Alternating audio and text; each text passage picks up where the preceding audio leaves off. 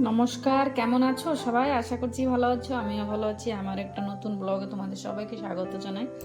দেখো এখানে কি করা হয়েছে, এখানে কাতলা মাছ ধুয়ে মস্ত করে ধুয়ে হলুদ লবণ মাখায় রেডি করে নিয়েছি। এখন রান্না করা হয় মাটে আলু দিয়ে, আর মাটে আলু তরকারি।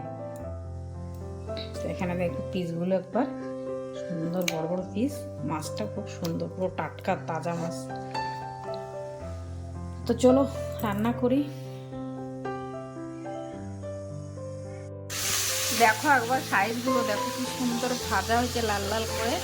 এখানে মাছের সাইজগুলো দেখো, খুব সুন্দর সাইজ মাছের, সুন্দর সুন্দর পিস।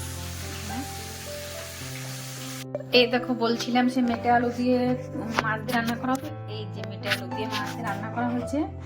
আলুর তো অল্প একটু ছিল, তো তার জন্য গোল আলু দিয়ে একটা দেওয়া হয়েছে ছোটটা। এটা মেটে আলু দিয়ে আর মাছ দিয়ে তো মস্ত রান্না করেছে। কালারটা দেখো কি সুন্দর দেখা যাচ্ছে বলো। আর আমার স্পেশাল মশলা পড়লে তো তরকারিতে সেই টেস্ট চলে আসবে। আর এটা কচুর বই ভাজা, আর এটা দই কাতলা। কাতলা মাছ ঘরে আসলে তো দই কাতলা করতেই হবে। খুব ভালো খায় এটা, আমরা সবাই ভালো খাই, ছেলে মেয়ে বলো সবাই ভালো খায় আমরা।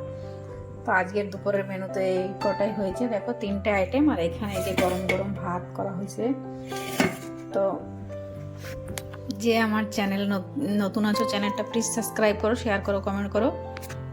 বাই, আজকে তাহলে আসি, দেখা হবে নেক্সট ব্লগে। বাই।